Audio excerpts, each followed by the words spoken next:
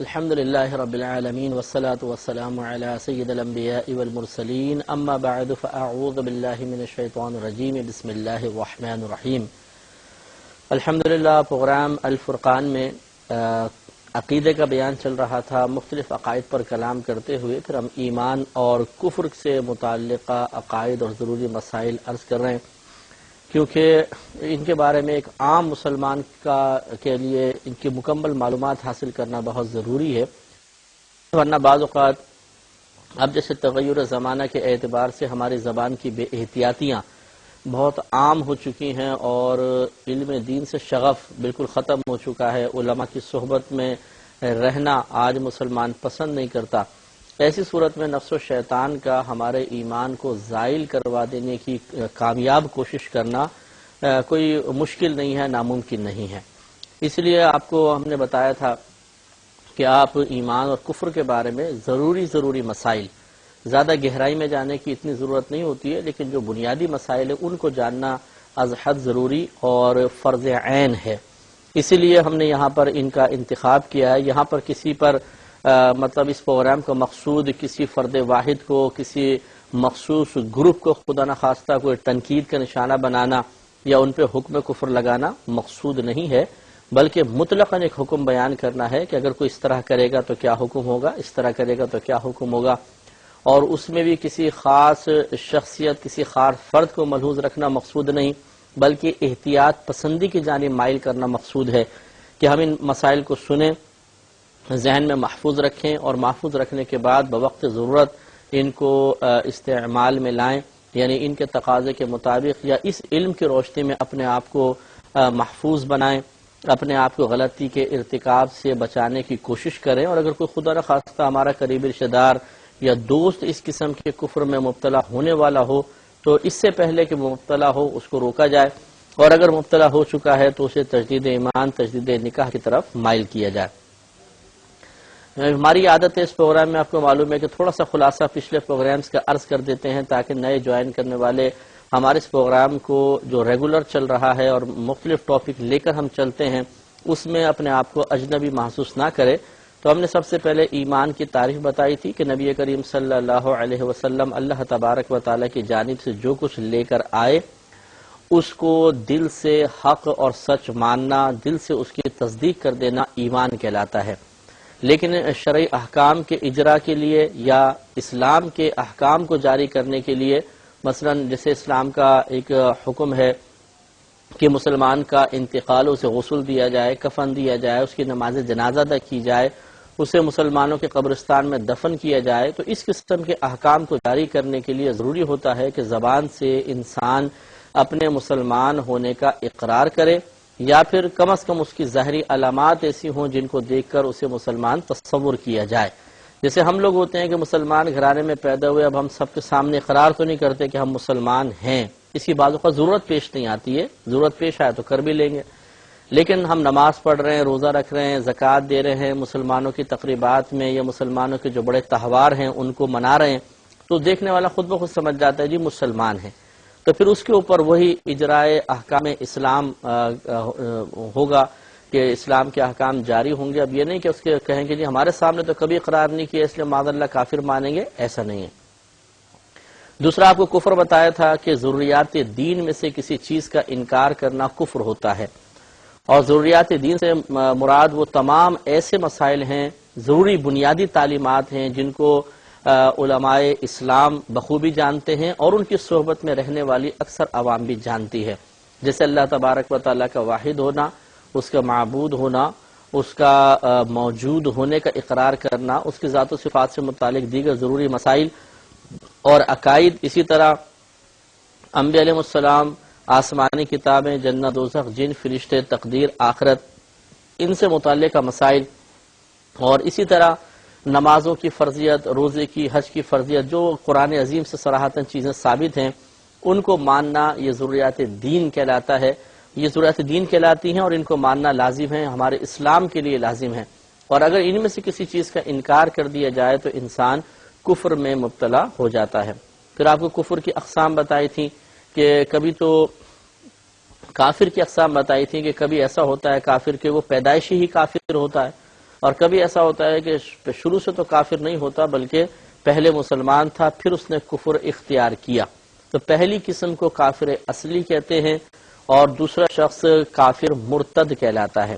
پھر یہ جو کافر اصلی ہے کہ شروع سے ہی کافر ہے، یا تو یہ اعلانیہ اپنے کفر کا اظہار کر رہا ہوگا یا اپنے کفر کو چھپا رہا ہوگا۔ اگر اعلانیہ طور پہ اظہار کرے تو کافر اصلی مجاہر کہلاتا ہے، اور اگر چھپاتا ہے تو کافر اصلی منافق کہلاتا ہے۔ اسی طرح مرتد بھی مسائل ہوتے ہیں، اگر وہ اعلانیہ اپنے ارتداد کا اظہار کر دیتا ہے تو اسے کافر مرتد مجاہر کہا جاتا ہے، اور اگر چھپاتا ہے اپنے کفر کو، جیسے نبی کریم صلی اللہ علیہ وسلم کے دور میں منافقین تھے تو انہیں کافر مرتد منافق کہا جاتا ہے، اور یہ سب سے بدترین قسم ہوتی ہے۔ پھر آپ کو مزید بتایا تھا کہ نبی کریم صلی اللہ علیہ وسلم جو کچھ لے کر آئے اگر کوئی اس کا انکار کرے گا تو وہ دو طرح کا ہوتا ہے، ایک التزامی ہوتا ہے، ایک لزومی ہوتا ہے۔ التزامی کا مطلب یہ نہیں ہے کہ اہتمام آدمی باقاعدہ کرے، ارادتاً کفر اختیار کرے، بلکہ التزامی کا مطلب یہ ہوتا ہے کہ انسان ضروریات دین میں سے کسی چیز کا انکار کر بیٹھتا ہے، تو اس کو کفر التزامی کہتے ہیں، چاہے وہ اپنے آپ کو مسلمان کہہ رہا ہو اور کفر سے نفرت رکھتا ہو، لیکن ضروریات دین میں سے کسی شے کے انکار کی بنا پر ہم اسے کہیں گے اس نے کفر التزامی کیا ہے۔ اسی کو کفر صریحی بھی کہتے ہیں کہ واضح کفر ہوتا ہے،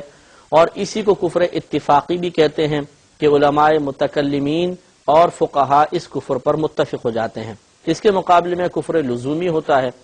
کہ جس میں انسان حقیقتاً کفر میں یعنی ضروریات دین کے انکار میں مبتلا نہیں ہوتا، لیکن فقہا دیکھتے ہیں کہ اگر یہ جس چیز کے بارے میں کلام کر رہا ہے یا جو فعل کر رہا ہے اگر اس کی قباحتوں پہ غور کرتے چلے جائیں تو پھر آخر میں ایک ٹائم ایسا ضرور آئے گا کہ یہ اس کا انجام ضروریات دین میں سے کسی شے کا انکار ہی ہوگا۔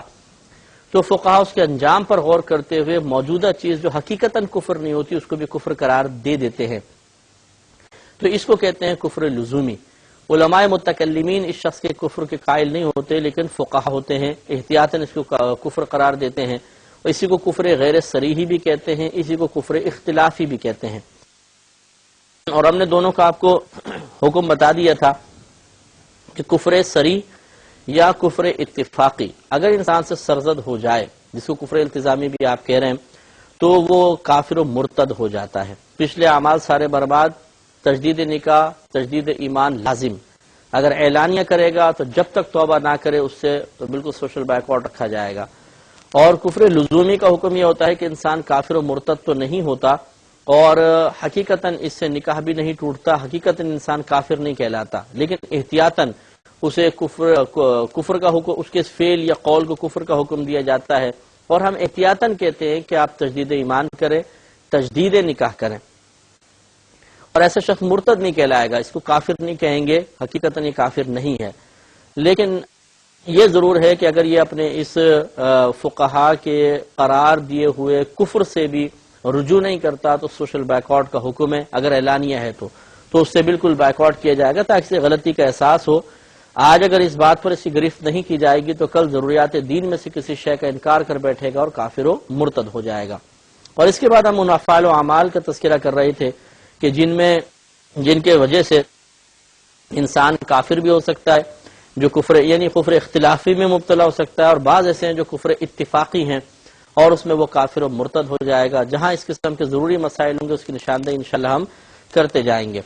اور یہ بالکل بالاختصار عرض کر رہے ہیں کیونکہ تفصیل کی گنجائش نہیں، ورنہ ہزاروں کی تعداد میں مسائل ہیں، اور ہزاروں کی اعتبار سے، ہزاروں کی تعداد کے اعتبار سے نوعیتیں بن جاتی ہیں کفر کی، لیکن وہ اتنا لمبا بیان کرنا مقصود نہیں۔ اگر ہم بنیادی چند چیزیں سمجھ جائیں گے تو انشاءاللہ امید ہے کہ اس کے ذریعے بہت سارے اور مسائل بھی سمجھ میں آ سکتے ہیں۔ تو آخری جو ہم نے مسئلہ پچھلی مرتبہ عرض کیا تھا وہ یہ تھا کہ جو شخص کسی بھی نبی کی شان میں گستاخی کرتا ہے اس کی توبہ قبول نہیں ہوتی۔ توبہ قبول نہ ہونے کا مطلب یہ ہے کہ ہم حاکم اسلام اس سے پہلے توبہ کروائے گا، جیسے اللہ تعالیٰ کی بارگاہ میں توبہ کرتے ہیں، اگر وہ توبہ کر لیتا ہے تو ہم اس کو مسلمان مانیں گے، لیکن اس کو وہ واجب القتل کہلاتا ہے کہ اس کو قتل کی سزا ضرور دی جائے گی۔ اور اس کی وجہ یہ ہے کہ اگر کوئی اللہ تبارک و تعالیٰ کی شان میں گستاخی کر بیٹھے تو اللہ تعالی براہ راست اس کو معاف فرما سکتا ہے، اور وہ جیسے اللہ نے قرآن میں وعدہ فرمایا تم مجھ سے توبہ کرو میں تمہارے گناہ معاف کر دوں گا، تو وہاں تو اللہ کا وعدہ موجود ہے۔ لیکن اگر کوئی انبیاء علیہ السلام کی شان میں گستاخی کا مرتکب ہوتا ہے تو اس نے ایک حق العبد تلف کیا ہے، اور بندے کا حق تلف کرنا اسی وقت اس کا تدارک ہو سکتا ہے جب خود وہ بندہ معاف کرے، اور انبیاء علیہ السلام کے معاف کیے جانے پر اطلاع کم از کم دنیا میں تو پاسبل نہیں ہے، لہذا ایک ایسا گناہ، ایک ایسا جرم ہوگا جس کی سزا اس شخص کو دی جائے گی۔ ہاں اگر وہ توبہ کرے گا تو ضرور اللہ تعالیٰ کی بارگاہ میں توبہ مقبول ہے، کیونکہ ہر گناہ کی توبہ ہو سکتی ہے، دنیا کے اندر ہر گناہ کی توبہ ہو سکتی ہے۔ تو یہاں جو کہا جاتا ہے کہ ایسے شخص کی توبہ قبول نہیں، اس کا صرف ایک معنی ہے کہ قاضی یا حاکم اسلام اس کی توبہ کو دنیاوی قانون کے اعتبار سے ایکسپٹ نہیں کرے گا اور اس کے قتل کا حکم جاری کیا جائے گا۔ لہذا یہ در مختار میں لکھا ہوا ہے کہ جو کسی نبی کی گستاخی کرے گا اس کے سبب وہ کافر ہوگا، اس کی توبہ کسی حال میں قبول نہیں ہوگی۔ ہاں اگر وہ اللہ تعالیٰ کی شان میں گستاخی کرے گا اور توبہ کرے تو وہ مقبول ہے، کیونکہ یہ اللہ تعالیٰ کا حق ہے، جبکہ پہلی صورت میں بندے کا حق ہے جو فقط توبہ سے زائل نہیں ہوتا بلکہ صاحب معاملہ سے بھی معافی کرنا ضروری ہوتا ہے، اور یہ اتنا کہتے ہیں سخت کفر ہوتا ہے کہ جو اس شخص کے کفر میں شک کرے گا اس پر بھی حکم کفر لگ جائے گا۔ لہذا اسی لیے انبیاء علیہ السلام کا ذکر کرتے ہوئے بہت ہی احتیاط کرنی چاہیے، ان کی شان میں کسی بھی قسم کی گستاخی ہرگز نہیں ہونی چاہیے۔ ابھی ہمارے بھائی بہن جو ہیں پچھلے جو قوموں کے واقعات ہیں ان میں نبیوں کے واقعات اس قسم کے کہ جو مطلب بعض جھوٹے قسم کے واقعات ہیں اور یقیناً انبیاء علیہ السلام کی توہین پر مشتمل ہوتے ہیں، لیکن وہ نادانستہ طور پر ان کو بیان کرتے نظر آتے ہیں۔ اس لیے ہماری گزارش یہ ہے کہ پچھلے انبیاء علیہ السلام کے سے متعلق کوئی بھی قصہ، کوئی بھی واقعہ ہو، جب تک کسی مستند مفتی صاحب سے آپ اس کی سند حاصل نہ کر لیں اس وقت تک ہرگز اسے کسی کے سامنے بیان نہ کریں، کیونکہ اس سے حکم کفر بھی ہماری طرف متوجہ ہو سکتا ہے۔ اور مسئلہ یہ بھی ہم نے ڈسکس کیا تھا، تھوڑا سا میں تفصیل سے مزید عرض کرنا چاہتا ہوں کہ بعض اوقات قرآن عظیم میں تبدیلی یا تحریف کا ایک تصور سا پیدا ہو جاتا ہے کہ شاید اس میں کوئی تبدیلی یا تحریف ہو سکتی ہے۔ اگر اس قسم کا خیال پیدا ہو تو شیطانی وسوسے کو دور کرنا چاہیے، اور اسے یقین کے درجے پر کبھی بھی نہیں پہنچنے دینا چاہیے کہ اگر یقین کے درجے تک پہنچ گیا تو اس کو فقہا نے کفر قرار دیا ہے، اور کفر اتفاقی قرار دیا ہے کہ وہ شخص کافر و مرتد ہو جائے گا۔ اور وجہ اس کی ہم نے آپ کو بتائی تھی کہ یہ تھی کہ اللہ تعالیٰ نے ارشاد فرمایا کہ انا نحن نزلنا الذکر وانا لہ لحافظون، پارہ 14 ہے سورہ حجر آیت نمبر 9، کہ اللہ تعالیٰ نے فرمایا کہ ہم نے ہی قرآن عظیم کو نازل کیا اور بے شک ہم ہی اس کی حفاظت فرمانے والے ہیں۔ تو جب اللہ تعالیٰ جس چیز کی حفاظت کا وعدہ فرما لے، ارادہ فرما لے، صراحتاً اس کو ذکر فرما دے، اور پھر ہم یہ کہیں کہ نہیں اس میں تبدیلی ہو سکتی ہے، تو گویا کہ وعدہ خداوندی کو جھٹلانا، اللہ کی خبر کو جھٹلانا لازم آئے گا، اور اس سے انسان کافر و مرتد ہو سکتا ہے۔ تو اس لیے ہرگز یہ عقیدہ نہیں رکھنا چاہیے کہ قرآن عظیم میں کسی قسم کی تبدیلی ہوئی، جیسا قرآن نازل ہوا قیامت تک ویسے رہے گا۔ اور یہ تبدیلی یہ یاد رکھیں، ہم پہلے بھی بارہا یہ کہہ چکے ہیں کہ اجتماعی طور پہ تبدیلی پاسبل نہیں ہے، ایسی اجتماعی طور پہ تبدیلی کہ جو پھر رائج بھی ہو جائے، کیونکہ یہ ہو سکتا ہے کہ کوئی شیطانی کرتے ہوئے ایک اپنا پرنٹنگ پریس قائم کرے اور اس میں آیات کو آگے پیچھے کر دے، صفحے غائب کر دے، غلط چیز ڈال دے، یہ ہو سکتا ہے۔ اس میں یہ مطلب اس کے اللہ تبارک و تعالیٰ نے اس کی نفی کرنا مقصود نہیں ہے، لیکن جو اللہ تعالیٰ بیان فرمانا چاہتا ہے وہ یہ ہے کہ اگر آپ اس کو مارکیٹ میں لے کر آئیں گے چلے گا ہی نہیں، فوراً لوگ اس پر مطلع ہو جائیں گے، اس لیے کہ اللہ کے فضل و کرم سے ہمارے قرآن پاک کی تقریباً 6666 آیات ہمارے بچوں کو حفظ ہوتی ہیں، اور تو جب اس غلط قرآن کو پڑھا جائے گا، غلط پرنٹنگ والی چیز کو پڑھا جائے گا، اگر زیر زبر کا بھی فرق ہوگا تو فوراً اس پر اطلاع مل جائے گی اور وہ ختم ہو جائے گی چیز۔ لہذا معلوم ہوا کہ اجتماعی طور پر ایسی کوئی تبدیلی کا قائل ہونا کہ جو دائمی طور پر باقی بھی رہے وہ یہاں مراد ہے، اور وہ کبھی نہیں ہو سکتی ہے۔ اس کا جو بھی قائل ہوگا کہ یہ تبدیلی ہو گئی ہے اور دائمی طور پر ہوئی ہے اور پوری امت نے اس تبدیلی کے ساتھ قرآن کو قبول بھی کر لیا ہے اور اب وہی تبدیلی کے ساتھ قرآن جاری و ساری ہے، یہ عقیدہ غلط ہے، اور اس سے انسان کافر و مرتد ہو جائے گا، کیونکہ اللہ تبارک و تعالی کے قول کا انکار یا اللہ تعالیٰ کے قول پر عدم یقین، اللہ کی خبر پہ عدم یقین ثابت ہو رہا ہے۔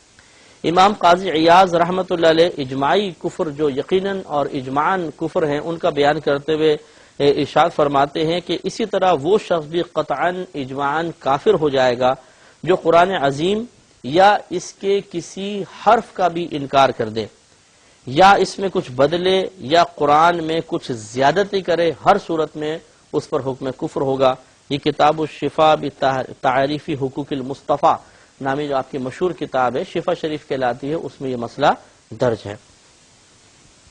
اسی طرح یاد رکھیں کہ علماء اسلام اس پر بھی متفق ہیں کہ قرآن عظیم کی بے ادبی کفر ہے، مثلا اس کے کسی حرف کی گستاخی کر دینا، یا اس کا انکار کرنا، یا اس کی خبر کو جھوٹا قرار دینا، یا اس میں کسی بھی قسم کا شک کرنا، اسے بھی شفا شریف میں علامہ قاضی ایاز رحمۃ اللہ علیہ نے کفر لکھا ہے۔ چنانچہ فرماتے ہیں کہ جو شخص قرآن مجید یا اس کے کسی حرف کی گستاخی یا اس کا انکار کرے،